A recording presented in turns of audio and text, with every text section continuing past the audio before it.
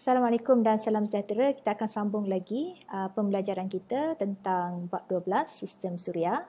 Okey, jadi pada pembelajaran yang lepas kita telah pun membincangkan bagaimana untuk kita membandingkan jarak planet dalam sistem suria dari matahari menggunakan unit astronomi AU dan juga tahun cahaya light year, dan kita juga telah mempelajari bagaimana untuk menukarkan unit di antara unit astronomi, tahun cahaya dan juga kilometer. Okey, jadi pada kali ini kita akan mula masuk kepada subtopik yang berikutnya, iaitu mengenali planet-planet di dalam sistem suria kita. Jadi pelajar boleh merujuk kepada buku teks sains masing-masing pada halaman 254. Okey, baik. Jadi kita akan mulakan dengan planet Utarik terlebih dahulu. Okey, jadi planet Utarik ni adalah planet yang paling dekat dengan matahari. Okey, iaitu kira-kira jaraknya dengan matahari ialah 57.9 juta kilometer. Dan Utarik ni merupakan planet yang paling kecil dalam sistem suria kita. Okey, diameter planet Utarik adalah 40%, lebih kecil daripada bumi. Okey, manakala 40% lebih besar daripada bulan. Maksudnya Utarik ni lebih kecil daripada saiz bumi kita, tapi lebih besar daripada saiz bulan kita.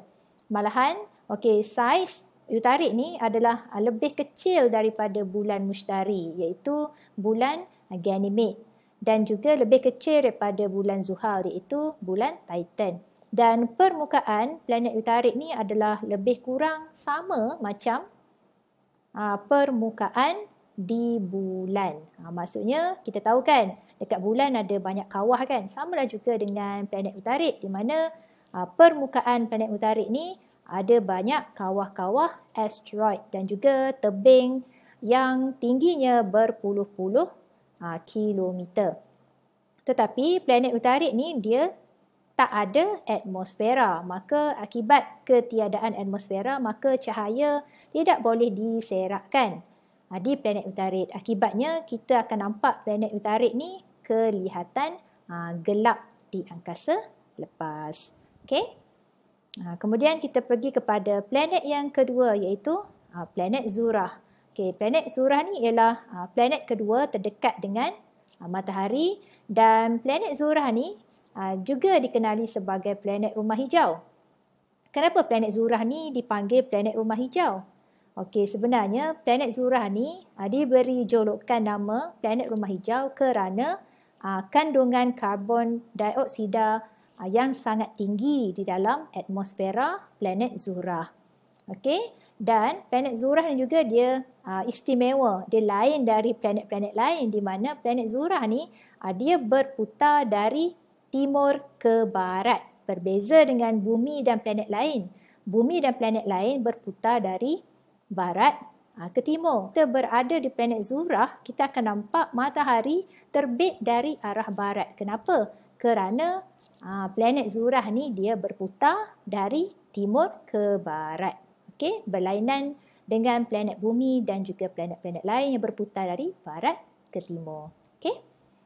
Kemudian saiz dan usia planet Zurah ni dia sama dengan bumi.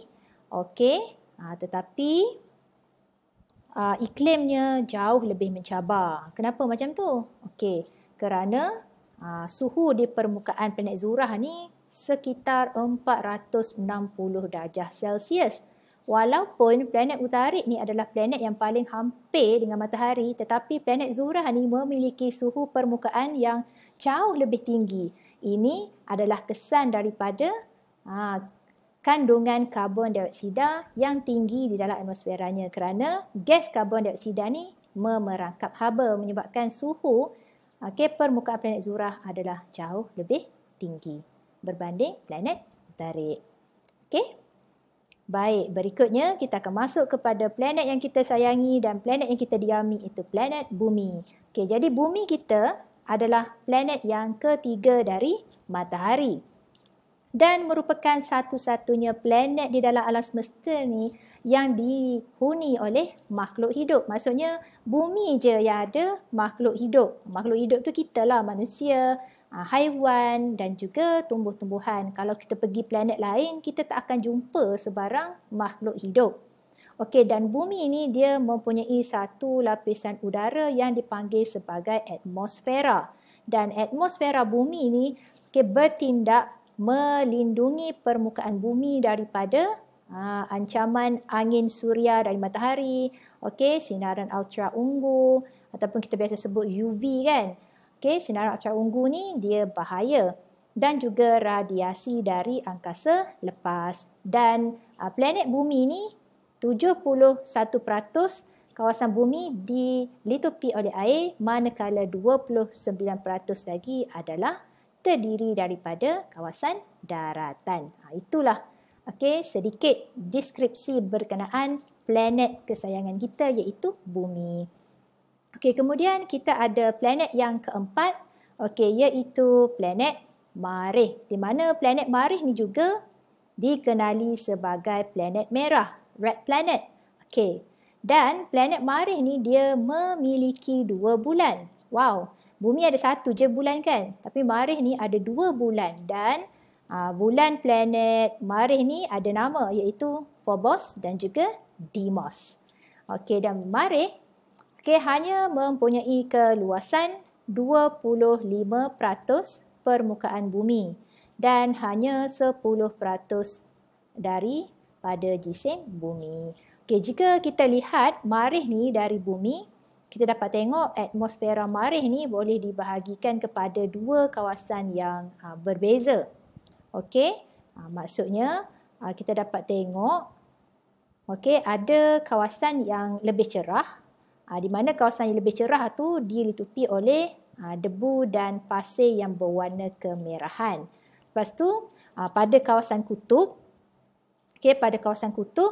planet Marikh terdapat air beku dan juga gas karbon dioksida. Jelas? Seterusnya kita akan pergi kepada planet yang kelima, iaitu planet Mushtari. Di mana planet Mushtari ini ialah planet yang terbesar daripada ke-8 buah planet yang ada di dalam sistem suria kita. Dan jisim planet Mushtari ini hampir 320 kali ganda lebih besar daripada jisim bumi. Dan ia turut mempunyai jisim 2 kali ganda daripada jumlah jisim kesemua planet dalam sistem suria. Ini menunjukkan betapa besarnya planet Mushtari ini. Kemudian Mushtari ini juga dikatakan sebagai pelindung kepada bumi. Kenapa pula? Apa yang Mushtari ini buat? Mushtari ini dia mampu memesongkan objek-objek besar daripada melanggar bumi kita dengan daya gravitinya yang sangat kuat. Kerana saiz planet Mushtari ini besar, maka planet Mushtari ini memiliki daya graviti yang sangat kuat. Dan sekiranya ada objek yang besar menghampiri planet Mushtari, maka objek itu nanti akan ditarik ataupun dipesongkan oleh daya graviti planet Mushtari. Kemudian kita ada planet kita yang cantik, planet yang keenam ni, iaitu planet Zuhal. Di mana planet Zuhal ni adalah planet yang kedua terbesar di dalam sistem suria kita selepas planet Mushtari. Kiranya kalau yang paling besar adalah planet Mushtari, tempat pertama, tempat kedua terbesar ialah planet Zuhal. Dan planet Zuhal ni juga turut dikelaskan di dalam planet gergasi bergas.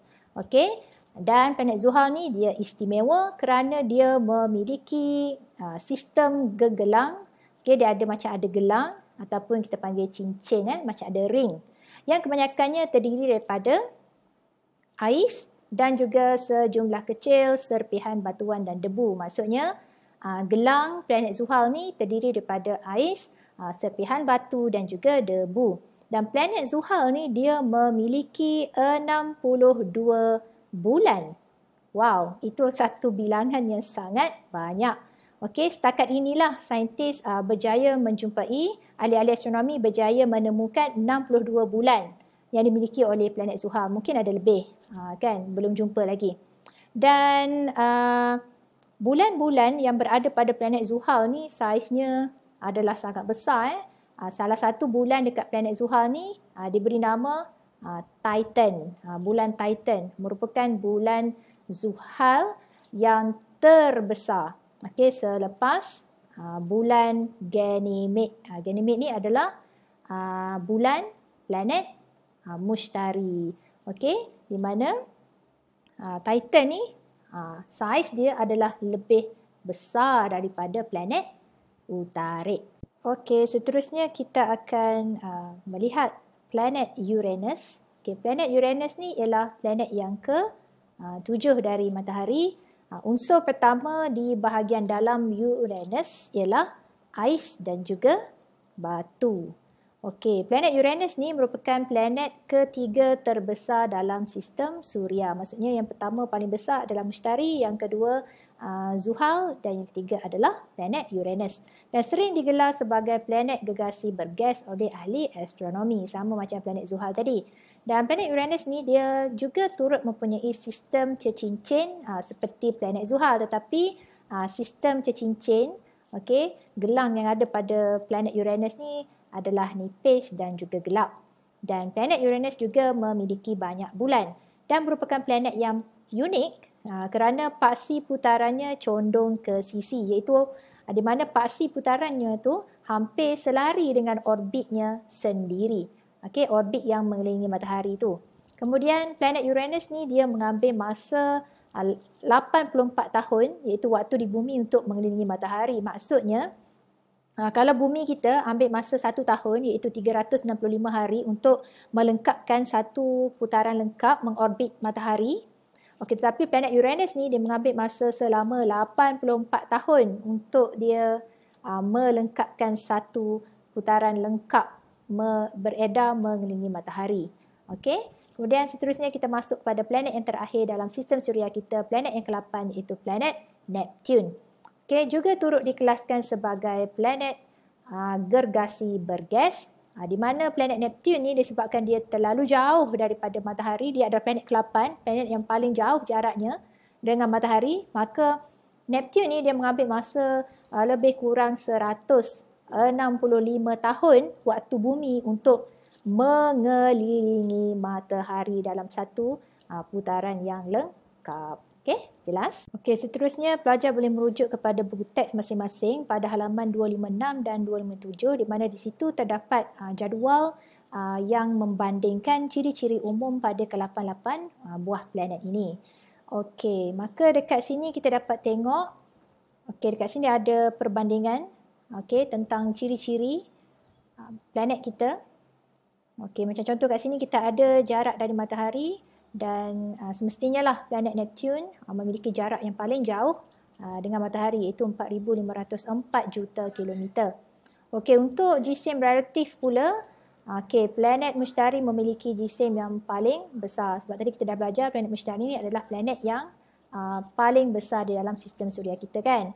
Dan semestinya lah diameternya pun akan jadi sangat besar sebab saiznya besar. Okey, untuk ketumpatan, okey, planet yang memiliki ketumpatan paling tinggi adalah planet kita, iaitu planet Bumi. Okey, untuk tarikan graviti, planet yang memiliki tarikan graviti yang paling besar ialah planet Mushtari, kerana nanti kita akan belajar tarikan graviti ni dia berkait rapat dengan jisim.